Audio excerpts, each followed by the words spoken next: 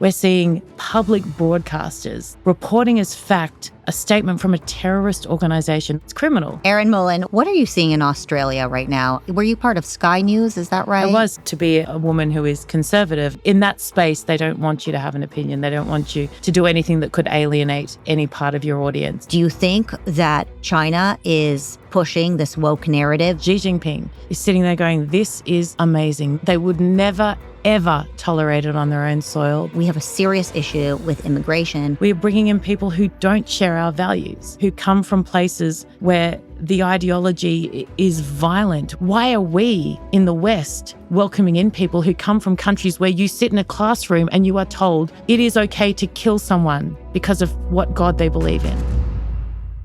Erin Molan, welcome to America. Thank you. Oh my gosh, it's so lovely to be here. Thank you for having me. It's so good to have you here. Last time I went on your show, and the clip that went viral was actually about how much we hate weak men. So we could talk about that too, maybe. Doesn't that say so much about society? Like, it wasn't like we were talking about existential threats, no, terrorism and the rising threat of the Chinese Communist Party. No, we're talking about weak men. But to be honest, in some ways, they are the greatest threat that we face. I completely agree. Women. I mean, we see here in the United States, one of the conversations we're having right now is young men feeling really disaffected and therefore reaching dark areas of the internet where they're getting role models that are just completely horrific, and it's tragic. And so I do think that ultimately it does come down to the basic things. Yeah. The male role in society, the female's role in society. We've demonized them, haven't we, to the extent where, I mean, they don't see any way out. They're not allowed to be masculine because that's toxic. Yeah. They're not allowed to be this, or they're not allowed to have manly roles because that's anti-feminist. Like, what do you expect from them? They're going to search for what they biologically need in dark places rather than being able to get it in a society that accepts them for who they are. And it motivates and inspires them to be better and to be good. At the moment, we're not giving them any space to do that, and we've turned them against everything that matters. Yeah. So I'm not surprised that we've lost a generation of strong men because we've made it impossible for men to be strong men. What are you seeing in Australia right now? I know that you obviously have been were you part of Sky News? Is that right? I was, Sky News Australia. Yeah, I was there for 3 years, and prior to that, I was a sportscaster. So a football host, hosted Friday Night Football, the footy show, the first woman to hold different roles in that space, the tennis. So a very different world. When Sky News poached me from Channel 9, my life changed immensely. But that side, that political commentary, foreign affairs, national security had always been a very big passion of mine. And there was a very famous sports match in Australia, and there was a state election that was kind of inconsequential, really. I was living in a different state at the time. And when I sat down to watch that with about 8 other people who were watching it at the time versus millions watching the sporting match, I thought, yeah, I'm probably not suited to sport anymore. And I felt like I'd reached a stage where talking about a bloke's groin at 11 p.m. on a Friday night wasn't fulfilling me in the way that it once had. So here I am. Why did you leave? I feel like that sounds like an absolute dream job. I mean, right? It's like everybody wants to go into that world. So fun. It was, and look, there were challenging elements being the first woman, absolutely. But given what I experience now, I look back and go, that was nothing. I wish I had this perspective back then. I was so blessed. I got to do the best job in the world. I got to watch live sport in a field with 100,000 people in a stadium and broadcast it to millions of people. It makes people happy. Yeah. It's sport. I would always put a personal spin on it in that, for me, I love the backstories of players, and other people just love, the kind of raw brutality of it. But it combined all these amazing, wonderful things. Australians, we love our sport. It was awesome. But the want and the longing for more always felt very heavy. As in, I loved it, great opportunity, a very big passion of mine. But my life outside of that was talking to my dad about conflict in the Middle East, was talking about politics in the US. And that dominated most of my life outside of that space. So look, I probably could have kept it there and just kept the other side offline, but unfortunately, never been my style. So. Well, couldn't you just speak about these things as well as sports? I mean, great question. Answer, absolutely not. Particularly, I mean, maybe if I were to be more left-leaning, it would have been more palatable to Well, the left to seems to bosses. always do that. And that's exactly my point. But to be a woman who is conservative and who would maybe say, hey, like, I'm so happy for you to be who you are. I just don't really want a bloke in my daughter's bathroom. That would be my God, no. Oh, you're too controversial. Too controversial. So in that space, they don't want you to have an opinion. They don't want you to do anything that could alienate any part of your audience. So whilst I occupied those roles, and also I was in news at the time as well. So I was on the sports desk as part of your 6 p.m. news. And back in those days, 5 years ago, news was there to give you information and not for a reporter or a host to give you their opinion. That's changed significantly now. I then became a commentator and opinion host at Sky News. But prior to that, when you're in a role that you're meant to just give people the facts so they can then make up their mind, whether that be in sport, which is, neither here nor there, there's not life or death.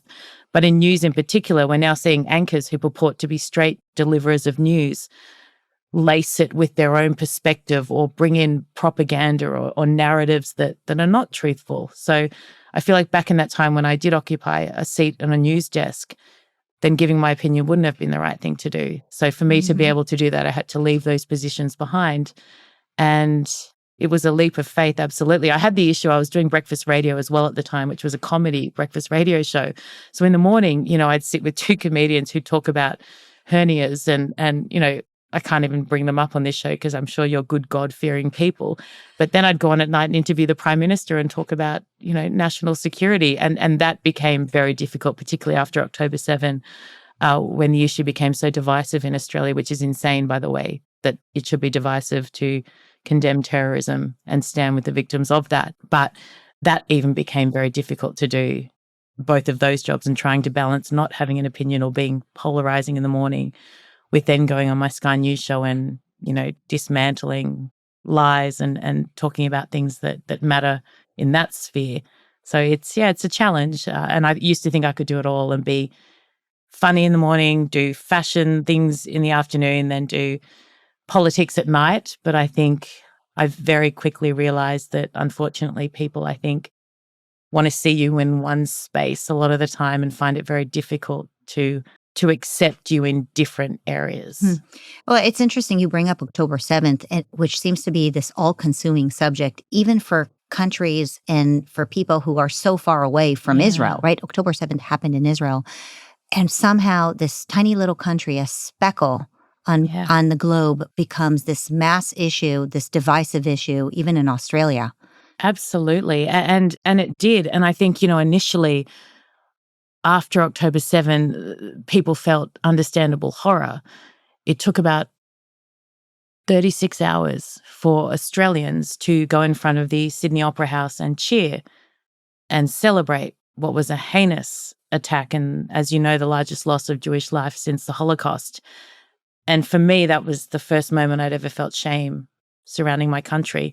And you're right, we are very far away. And this is the issue that we have. So there are extremists, absolutely. There are people who believe in this ideology that results in the death of innocent people. There are people who subscribe to it. There are people in my country who not only share those beliefs, but feel the need to essentially recruit others to that same way of thinking.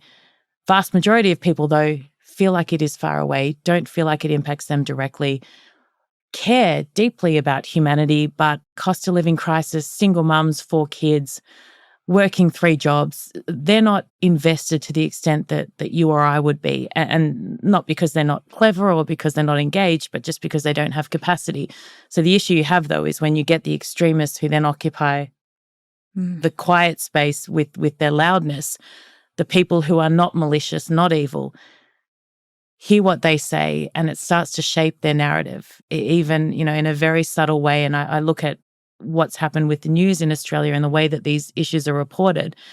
And I'm trying to give you context here as to how a country so far away with very few people who would be directly impacted by what occurred. And I believe we're all deeply impacted by it, but that's another tangent on this conversation.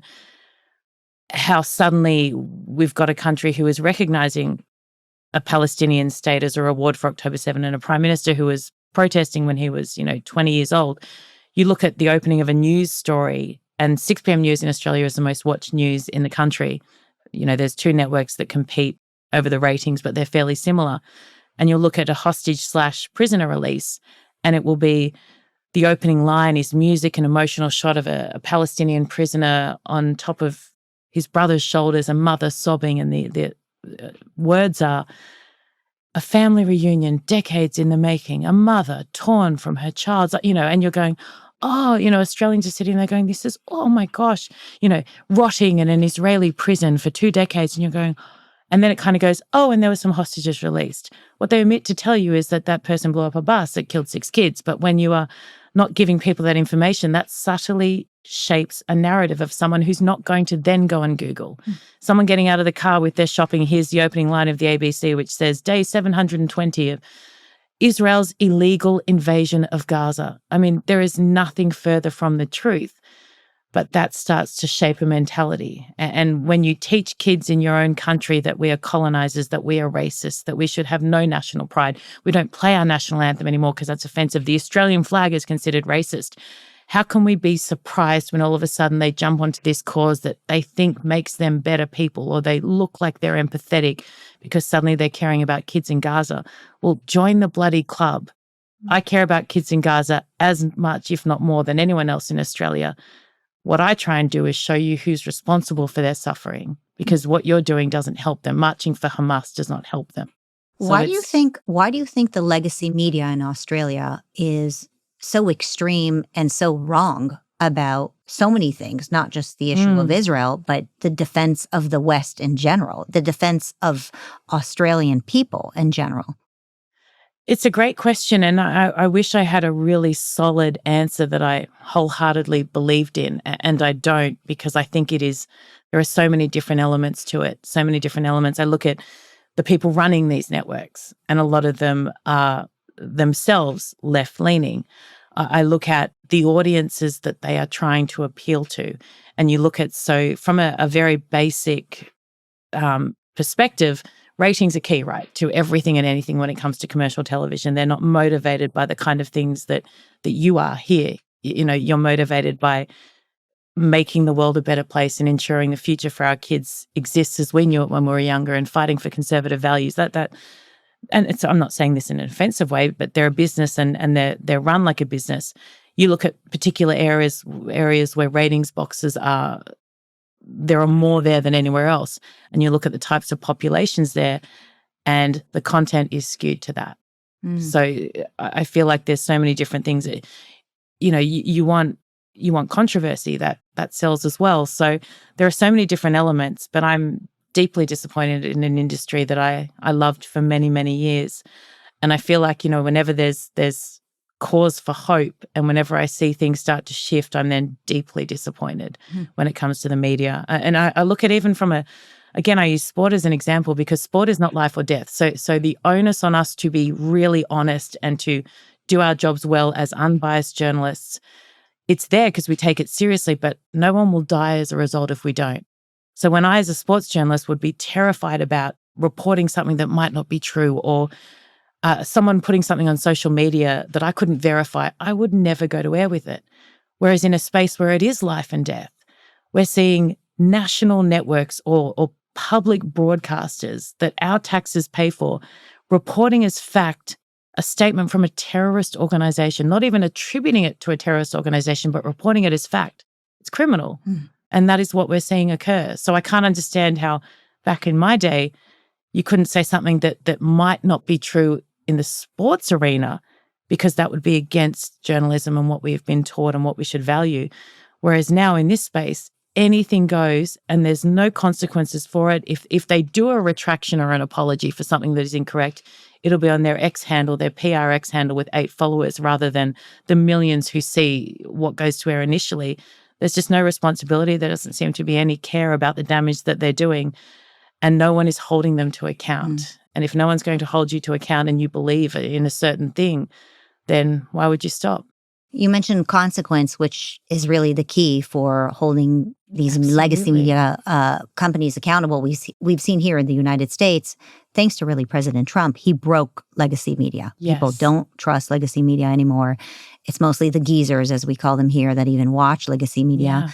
And really independent media providers like you, like Daily Wire here in the United States, and many others have really become more influential, especially of young people. Are you seeing that in Australia as well? Are people understanding that they can't trust legacy media? Are younger people realizing that possibly the internet and podcast is the space where they can hear alternative perspectives, where they're not at the mercy of the legacy institutions? Look, I think it's a great question, and I haven't actually really thought about it as a comparison to what's happening here in America. I think you are yards ahead in America of where we are in Australia, and I think you're right, President Trump deserves a lot of credit for that. I feel like in Australia, we've still got a leader who, I mean, he would probably argue that this is not the case because, you know, media are often critical of leaders. But for the vast majority of time, the legacy media is on his side. So there's no reason for someone in a position of power to destroy them, right? If it benefits them, why would he? So I think what we would need to occur is for someone to come in who has been on the other side of it, who has been essentially, like President Trump was, destroyed by these, I'm not allowed to swear, am I? These, that then would open the eyes of the public, I think, in a much bigger way. So we're not there yet. I think you need to kind of really hit some kind of rock bottom to then have this moment where you go, oh, wow. Now, I've had that moment. I've had this moment absolutely post-October 7, a little bit post-COVID, but post-October 7, absolutely.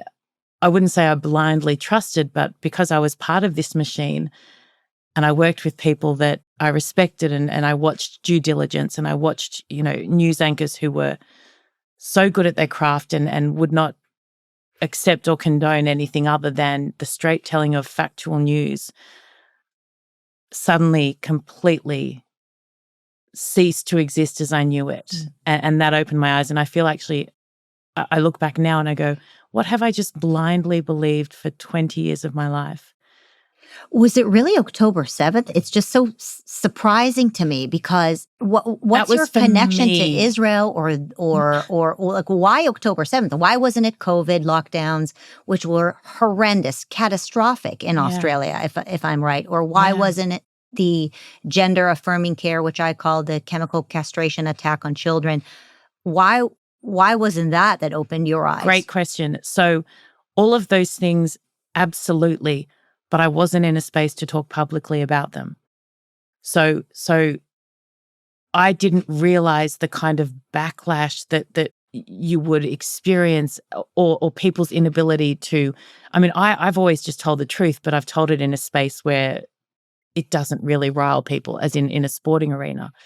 October 7 was the first, and I say incident to occur that was controversial, which I think, again, is absolute insanity that it should be controversial how to cover it, where I went on air after it occurred and I condemned absolutely the attack and the terrorists. It was horrific. It was unfathomable.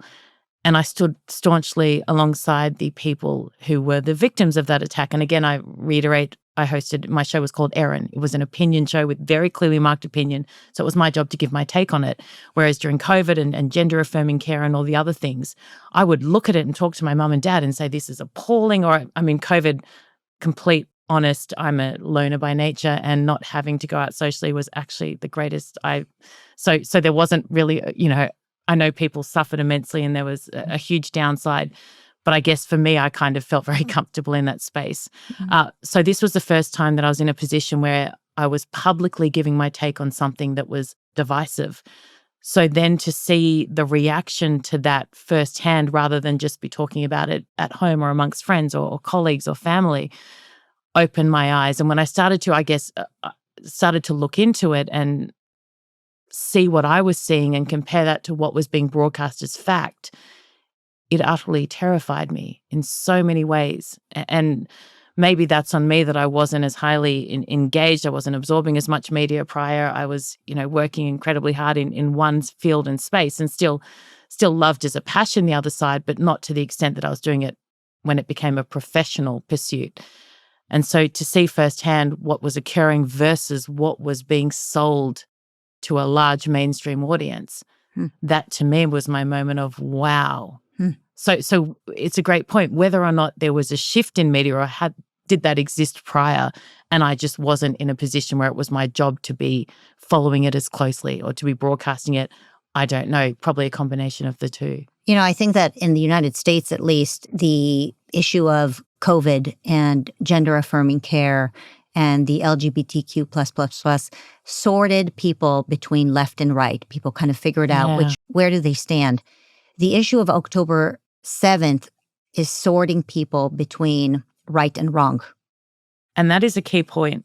I look at so many different people in my life, and I think we can feel differently about this, and this, and I embrace that, and I will debate you on it. We'll have a drink, we'll have a laugh, and then we'll move on and be best friends for life. Amazing. Good versus evil is a space where I am less inclined to say, we have a different perspective. No, it's about who you are at the core. It's about who you are as a person. It's what do we value? And someone who would march alongside the poster of the supreme Iranian leader or would march alongside an ISIS flag at a rally and not have an issue with that, that's not a difference in political opinion that I embrace and I seek out and I love to engage with.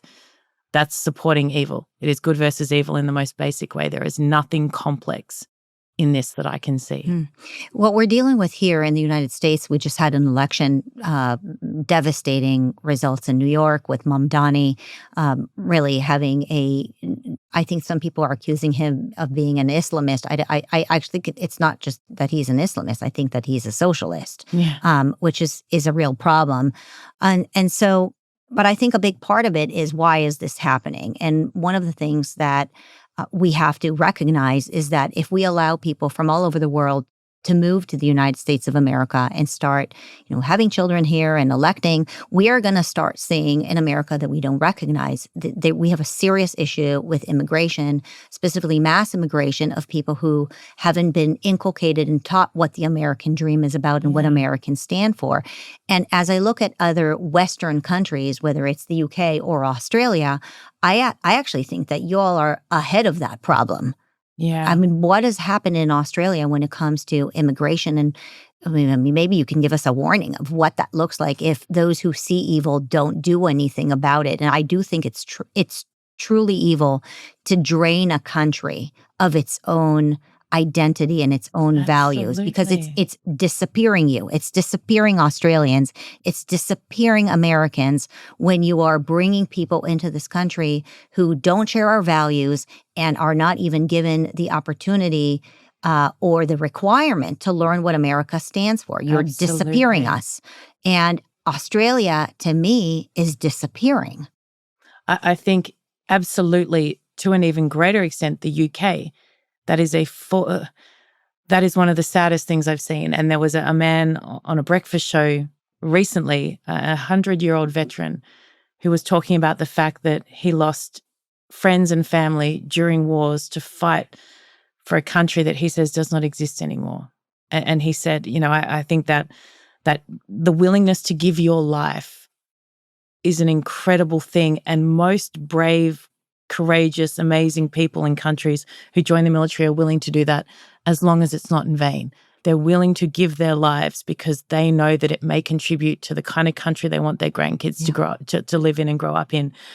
And to watch this 102-year-old man on a couch close to tears saying, we actually died in vain. And that, to me, that should send shivers down the spines of every single person who believes in all the things that we value. And Australia is, multiculturalism in Australia has been, up until recently, a wonderful thing. They have contributed immensely to our country, and we needed to bring more people in. They were wonderful.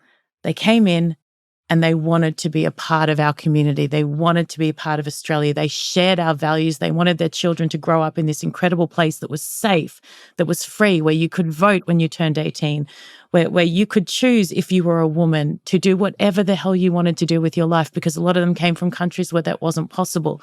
The shift we've now seen with record levels of immigration, and it's the same issue in so many places in Europe, in the UK and Australia, we are bringing in people who don't share our values. people who come from places where the ideology is violent, where they are raised as children. You know, we took in thousands of people from Gaza unvetted after October 7. Moved to Australia. We took in to Australia. No other country in the world did that. Now, find me anyone in my country who, if you showed a picture of a child suffering Gaza, their heart would break, absolutely. But suicidal empathy will be the end of all of us. And that was political posturing, that was trying to appease an extreme left part of political parties, and that was trying to look like we were doing the right thing and helping. The impact will be the complete opposite. I lived in Indonesia for 7-8 years all up. And when we went there in the early 90s as a white Australian family to the world's largest Islamic nation, it drove my sisters and my brother and I insane. But mum and dad were adamant. We lived in a Muslim country. We will cover our shoulders as a sign of respect. We will not use can't even remember, one of the hands is not to be used when you are greeting people, because that is the hand that they use to wash. That there are all these different elements of this culture. The language. I speak Bahasa Indonesia fluently because mum and dad, and it again drove us insane as 8-year-old kids. We didn't want to learn Indonesian with a tutor. We wanted to watch TV. But they said no. When we come to another country, when they are kind enough to host us in their country, we will show them respect. It doesn't mean that at home we didn't have G'day Australia Day parties, or we didn't have our barbecues, or we didn't, not at all. We maintained our sense of culture, and we were proud Australians, and we would love to share elements of our culture with the locals. But if we did a thing that would disrespect the local culture, we would get in so much trouble. And that I think is what's missing here. It's this complete arrogance to go into another country when you have often fled your own, and then try and turn that country into the place you have just left. It makes no sense. And if any culture of any nation, any company, any organization is set from the top down, and if our leaders can't set a culture that says, absolutely, we want to welcome people from all over the world. There are parts of that is amazing and that enriches us, and we are a better country for so many of the wonderful immigrants that have come in. But we don't tolerate, we will not accept people coming in here who don't share our values. It's not about having political differences. Again, I relate it back to my earlier statement about good versus evil. It's not about whether you're left-leaning or right-leaning. It's not about whether you like fried rice or whether you like sausages on a bread roll. It's about, do you believe in freedom? Do you believe in democracy? Do you believe that terrorists are bad? I mean, that's a basic question. I think that if we just asked that, we'd be a hell of a lot better than we are now. It's so interesting that you grew up in Indonesia. Wow. I think for those of us who live here in the United States, we know nothing about Indonesia. I think is it a president or a prime minister? President Prabowo. Yeah, I think their president is trying to maybe come across more as a moderate Muslim country. Yeah. And I know that President Trump has been trying to bring him into the Abraham Accords, and it's, who knows, God willing, this will happen. Absolutely. But given that you live there, can you just describe your thoughts of Indonesia? I mean, it's majority Muslim. Is it 87% Muslim? Absolutely, majority Muslim. And I would say moderate Muslims for the most part. Devout Muslims, absolutely. You can be moderate and you can be devout. And they've done an incredible thing. And this is the point that I make. And people say my voice is powerful in this space because I'm not Jewish, I'm not Israeli. Muslim voices are missing from this conversation. There is the odd one here and there, and they are amazing. They are amazing. But what we need to suddenly see is every Muslim in the world who does not believe in what Hamas did on October 7 must come out and use their voice. And they will say to you privately, they will say to me privately, I was in Indonesia 2 weeks ago. I go there quite often, and they will say, we hate Islamic extremism more than anyone. But we can't really, if we... Why? Why can't they speak out? It doesn't fly. Look, there are countries where speaking out will get you killed. Indonesia is not one of those countries. But there is a fear. There is still a fear that you will be shunned by family and friends. On a really basic, I ask everyone. I'm a pain in the butt when I go anywhere. I want to know how people feel. And a driver from the airport, I'll ask him, and he'll say, no, it's awful. But what they've done, and this is the irony when it comes to the West and when it comes to Australia taking in thousands of people from Gaza. Indonesia, world's largest Islamic nation, world's largest Islamic nation, have all but eradicated Islamic extremism. Same as Egypt. Muslim Brotherhood banned. Yet, I mean, they're not renowned for being Dalia Ziada, this incredible activist, had to flee because she condemned Hamas and stood by Israel's right to defend themselves. She had to flee from Egypt, but they've banned the Muslim Brotherhood. Yet you look around other countries in the West who won't. Indonesia have gone so serious and hard on fighting terrorism in their own country.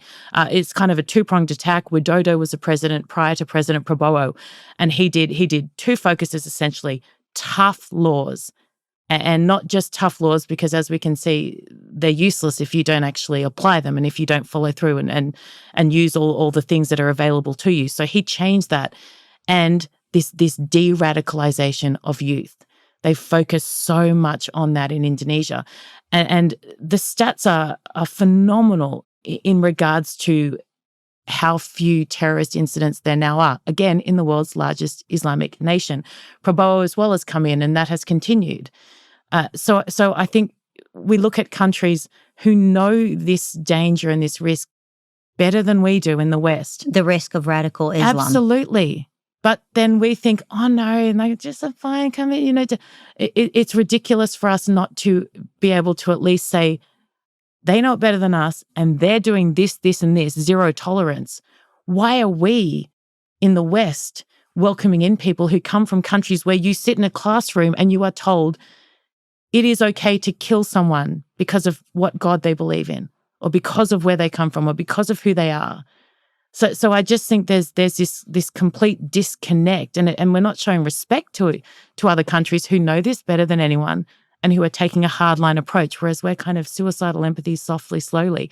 Indonesia has the largest growing middle class in the world. There is so much potential there. It's a country I'm very passionate about. In terms of, I hope Abraham Accords, I think that is getting there. I think it's getting much, much closer. I know that Prabowo is very fond of Donald Trump. So Donald Trump has insane sway there. You might have noted it at the United Nations that President Prabowo, and it sounds ridiculous, we should be so grateful that he acknowledged Israel's right to exist and he said shalom. But again, the leader of the world's largest, it's since October 7, that has been my greatest moment. Wow. In terms of hope I have for what we will see in the future in this space. I don't think that got anywhere near as much attention. Now, again, Bibi, Prime Minister Netanyahu, quoted that as he would. That's an amazing thing to happen when we're looking at everything that's happening in the Middle East and this desire for people to come together and have peace. But that then caused backlash in Indonesia domestically. And then there's this kind of pullback. There was a lot of talk that Prabowo would go to Israel, might actually go to Israel. But domestically, there was blowback from Bibi quoting what the president had said. And then suddenly, he's got domestic pressures. And this is the issue that we face. Who do you think is puppeteering the domestic issues? I don't think anyone. I think people there, and this is, again, they hate the extremism, the Islamic extremism, they hate the terrorism, but to then get them on the other side, I think, is difficult. So I don't actually think it is, you look at the Qatari influence and you look at the Islamic regime of Iran and you look at, I don't think that's necessarily occurring in Indonesia. I think it's again, but they're also seeing, look, think of what they're seeing. It's kids in Gaza being hurt the same as anywhere else. And if they're they're in the middle, they're going to lean more towards that side. And I think,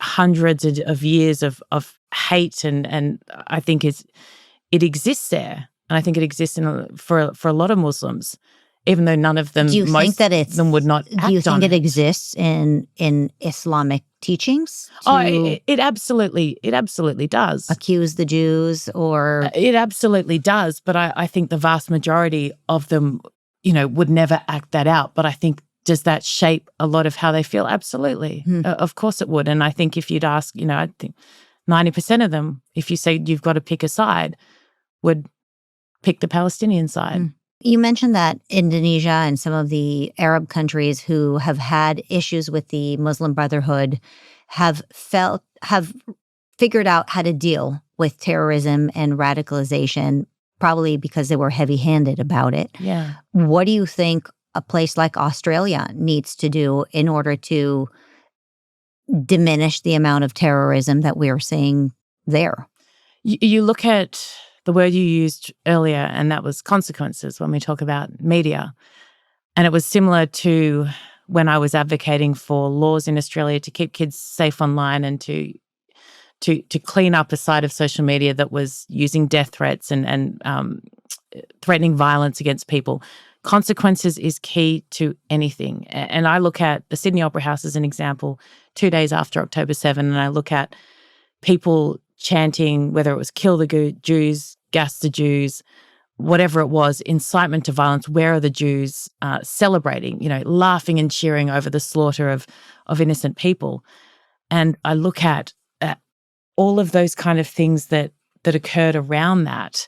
And was there a consequence for one person who yelled out a death threat to a Jew that day? No. So anyone else who is inclined in that space or who shares that ideology is sitting back watching to see. And this is a moment where a leader of any country, where, again, organization, group, it doesn't matter, there are moments where you must come out and say, this is not who we are, this is not what we tolerate, this is not what we stand for. And that did not come. There was not one person paid a price who did that on that day. And you look at all these little incidents that have occurred thus far, and you look at attacks on synagogues in Australia and all these different things. And, there started to be a little bit of the kind of consequences, but the first year, nothing, basically, essentially nothing.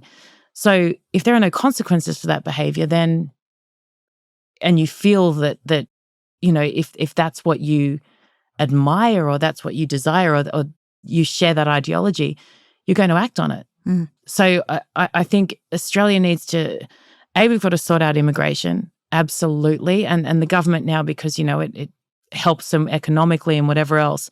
But you look at everyday Australians, not even from a terrorism extremist perspective, lines 2 kilometres long for a 1-bedroom unit that people can't get into homes. The services are just at maximum capacity. There isn't infrastructure for the amount of immigrants being brought in. And that's it. Like, this is not we don't want foreigners in our country. This is not a racism thing.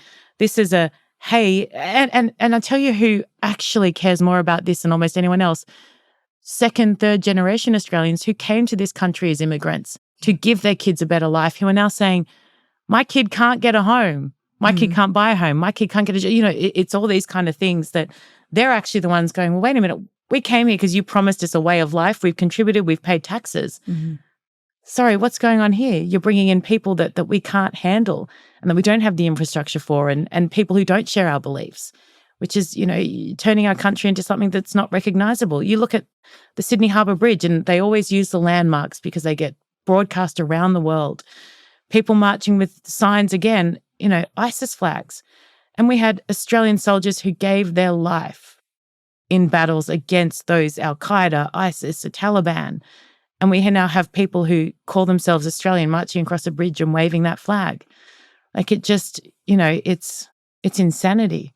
I don't know how many people know this about me, but my father is from Australia. So I have a huge family in Melbourne. Yes. And Melbourne is particular. I grew up knowing that Australia was so incredibly generous to immigrants, that they were the country that took the largest amount of Holocaust survivors. Yes. And so to be anti-immigration for Australia is to be non-Australian. Absolutely. And so how do you reconcile? It's the fabric of who right? we It's are. the fabric It of is. Australia, right? Yeah. My parents, my father and his grandparents, they're 5 generations, I believe, Australian, but much of my family that lives there came after the Holocaust, and they're incredibly grateful that Australia opened its doors. Absolutely. And so what do you say to somebody that says, well, you were okay taking the Holocaust survivors, why are you not okay taking the Gazans in?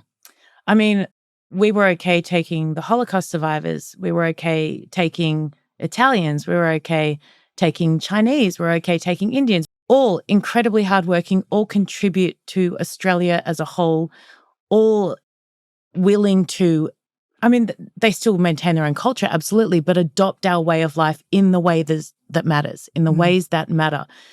I would say, look at the schools in Gaza. Look at UNRWA. look at what they are taught. Now, I'm not saying I don't want to help kids in Gaza. I fight as much for children in Gaza as I do for children in Israel and children all around the world. But to bring them in, to bring people in who were part of a community who elected Hamas as their leaders, that is problematic. That we didn't have that issue with Holocaust survivors. It's not about where you come from. It's not about what color your skin is. It's not about what language you speak. It's about, are you grateful for the opportunity? Do you want to come and contribute, or do you want to come and destroy? And if you want to come and destroy, they're not on our watch. Yeah. But unfortunately, yes, it is on our watch. Yeah, it's interesting that you bring it up, because the family members of mine that moved to Australia refused to speak anything but English when they moved to Australia. They became incredibly patriotic in Australia, as was my family that moved to the United States. When they moved to the United States, it was only English at home. It was learn about the Constitution, respect the country that has brought you in, and become truly an American. And, my story continues with other marriages, and ultimately I was born here in the United States. But always, always, always, if you're an immigrant to another country, you respect the country that you immigrated to, because you chose to move there for who they are. And an extension on that point, and to back up that point regarding Holocaust survivors who came to Australia, I reckon in the last 2 years in Australia, I've done maybe 30 Jewish events where I've gone to synagogues and spoken, or gone to speak to kids at schools, done a million different things in this community that I really didn't know prior. I didn't really even have a proper Jewish friend prior, which is bizarre, that I now feel very much an honorary part of. Every single one I've been to, they play the Australian anthem.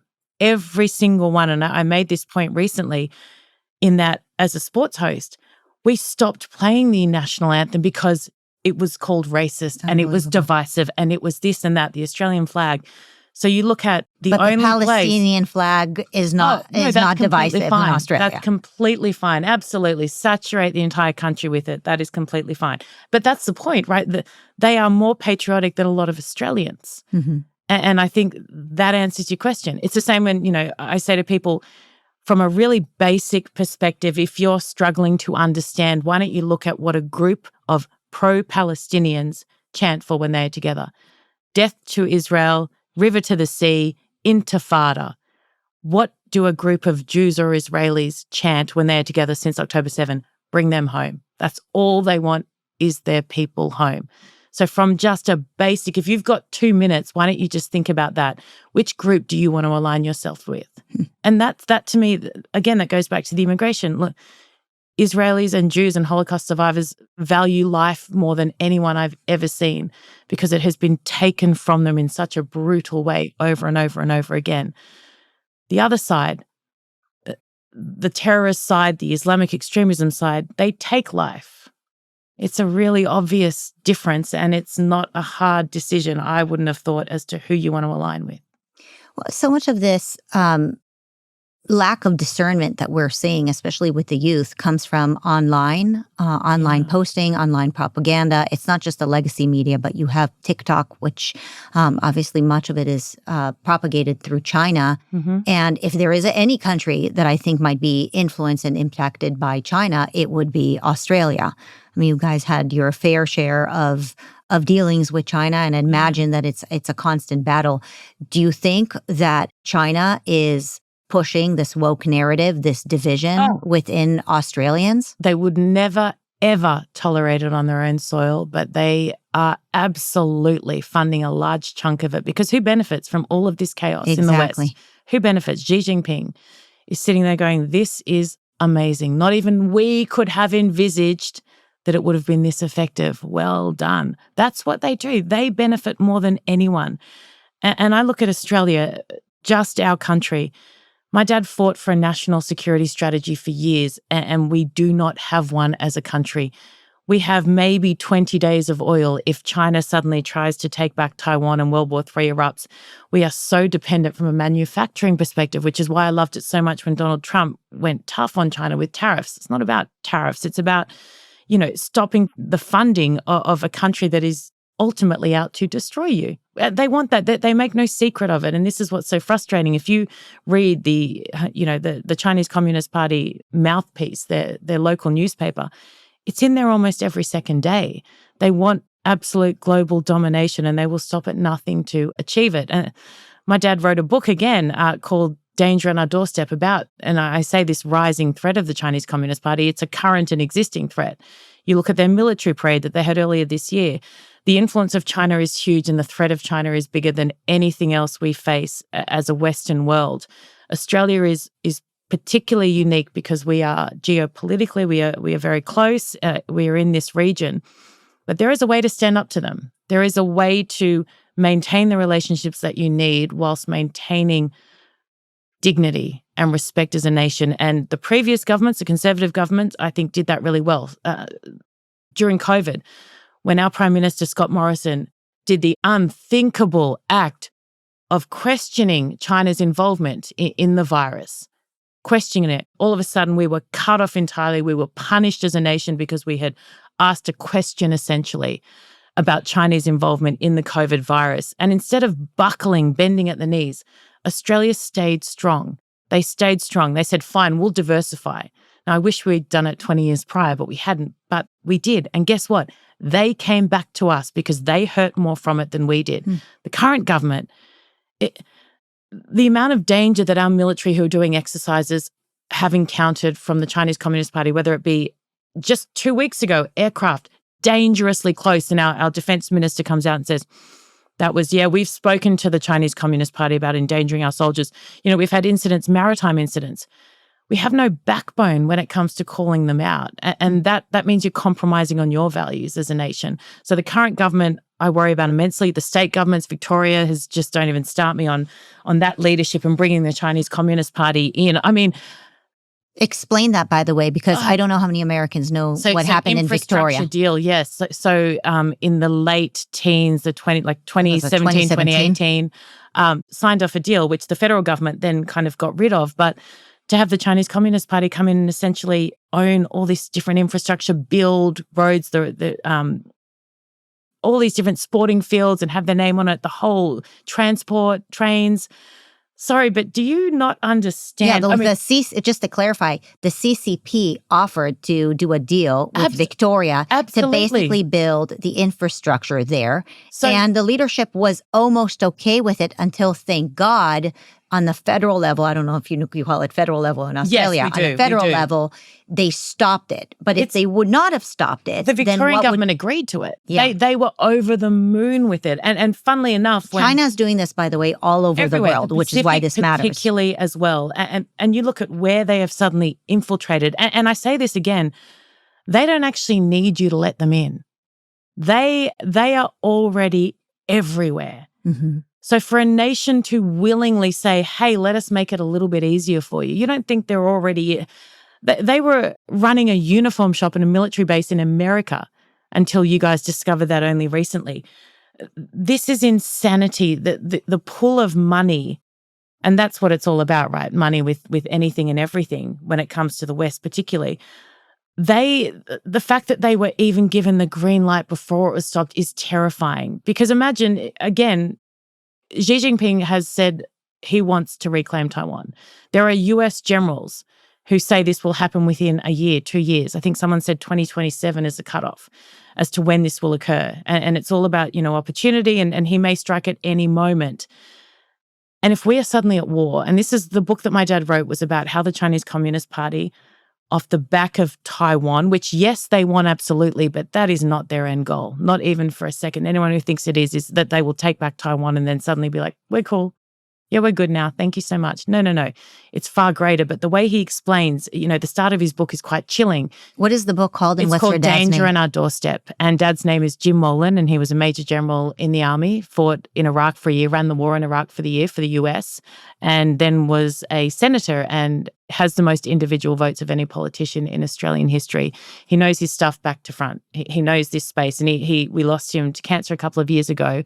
As he was dying, he wrote this book because he knew that it mattered so much. And Elbridge Colby, who was the architect of Trump's national security strategy during the first term, read the book and came up publicly and said, this is exactly how they will do it. And he's called a China hawk and whatever, well, proudly so. He's identified this threat for many, many years.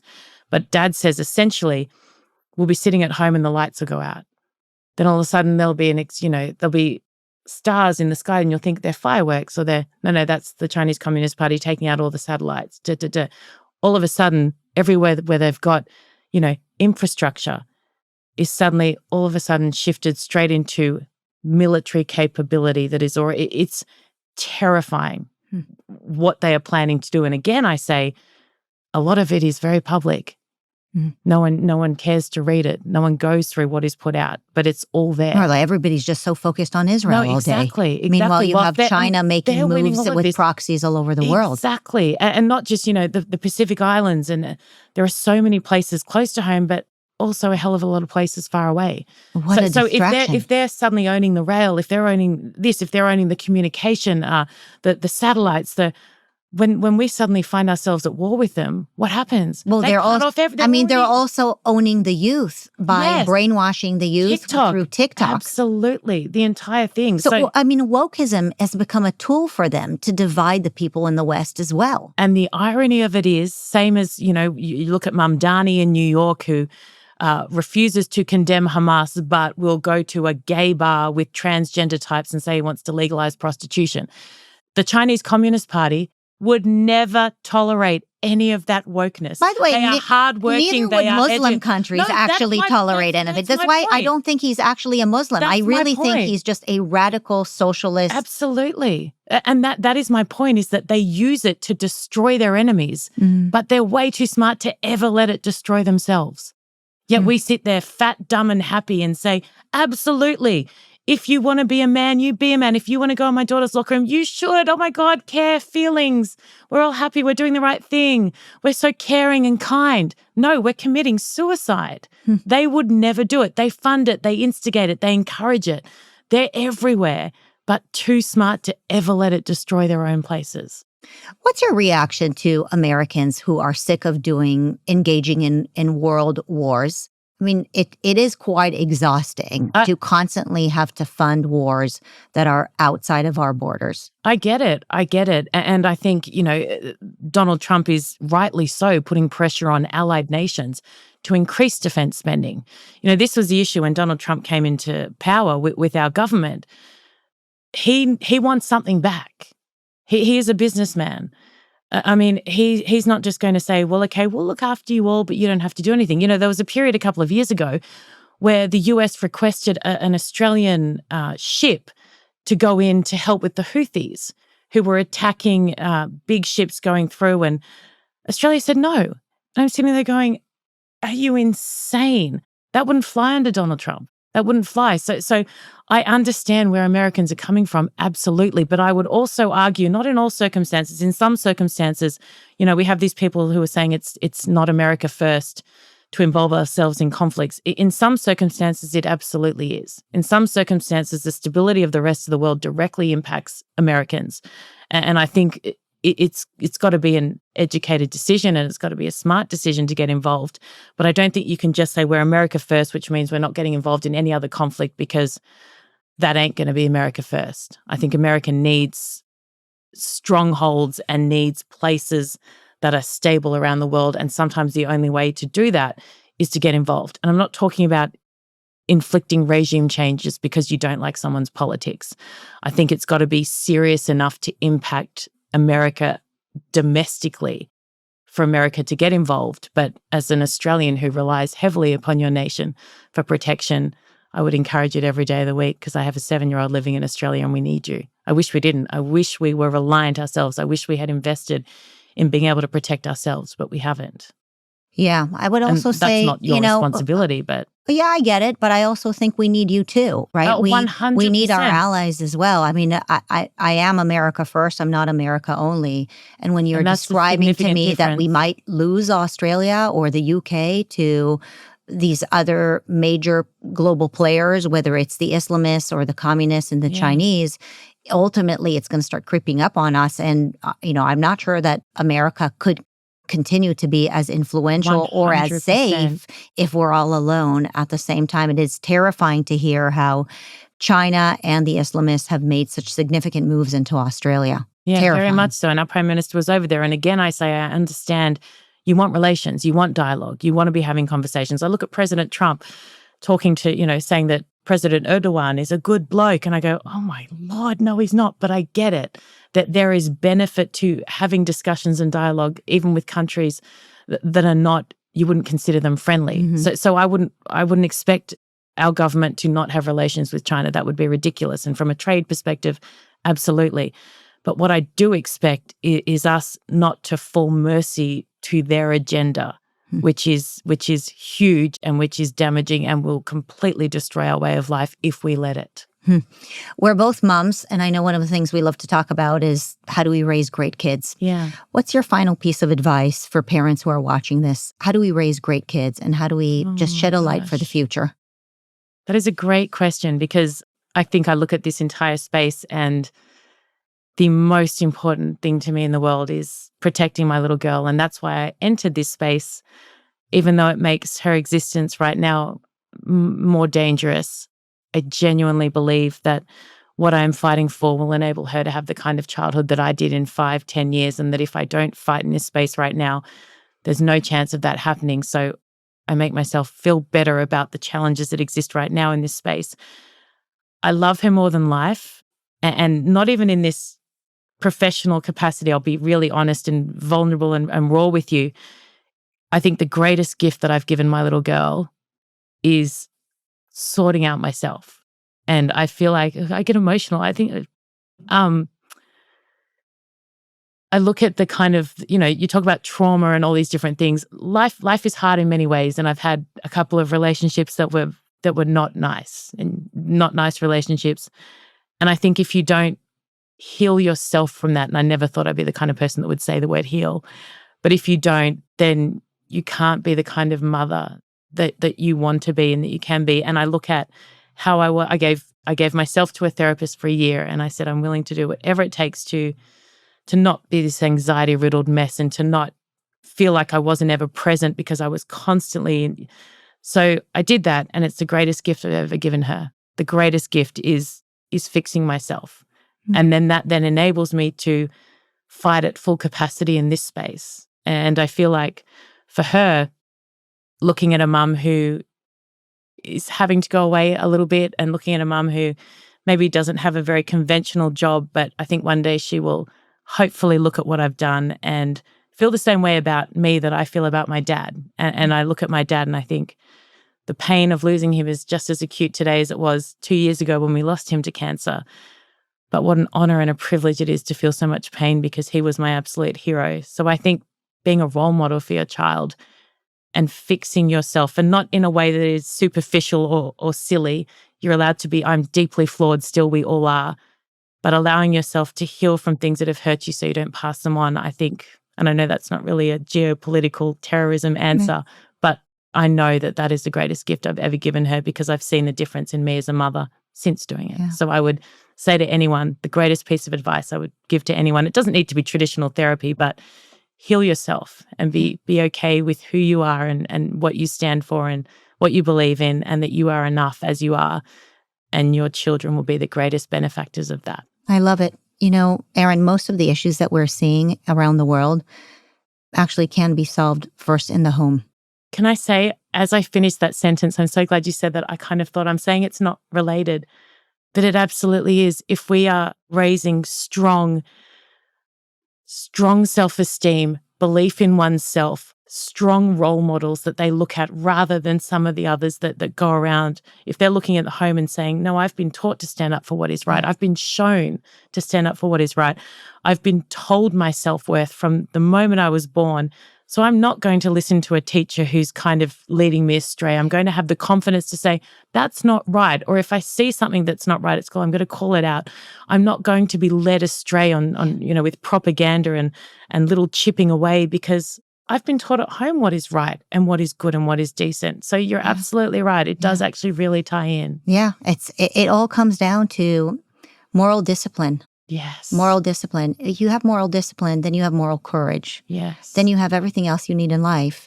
And all the problems, whether it's pornography and the consumption of the internet and depression that we're seeing with young boys and young girls, and girls not wanting to get married, and kids not wanting to start families, and people feeling angry and then falling into wokeism or extremism. Yes. It all starts at home. All the problems that we're so frustrated right now, if every person listens, hopefully millions, if they start in the home, because people ask all the time, I can't be like you. I don't have the platform that Sky News or PragerU. Like, really, you don't need to be. You just start at the home. You fix yourself, you fix your home, you fix your community, and everything grows from there. And that is the armor of God. That is the armor of God that is around everybody. Joy. Bring joy to our families, right? Bring morality. Dennis Prager called it ethical monotheism. Yes, moral ethics. It does start at the home. And so I think that when you end with the advice, as we talk about all of geopolitical issues, of course there is something that we can do. Yeah. We can do something because we have a home. And if we don't have a home, we start building homes. Yes. And that is the solution for bringing in that armor of God throughout the world. And investing in it and in them. Because I flew home 36 hours for 2 minutes 59 on stage of a jazz concert from Canada home, because I didn't want to miss it, because being a mum is my number one job. Yeah. And then I flew back to fight the Islamic and extremists. She sees that, and she knows it. And when I got stuck in the war in Israel, I don't know, we're wrapping up here, I wasn't worried about the missiles from Iran. I was more worried about her being angry at me, because she is my focus. Yeah. She is my obsession. And I've raised her. If she ain't happy, she's going to tell me. Yeah. And if something ain't right, if mummy's not there, she's going to fight for it. Well, God willing, she'll be just like her mum. Oh, let's hope. Maybe from 21 on, I was a little bit wild. God bless you, Erin. Love you. God bless you. Love you. Thank you so much for having me, and congratulations on everything you do. I'm so in awe of everyone here, and so thankful for your voice. Thank you. Thank you.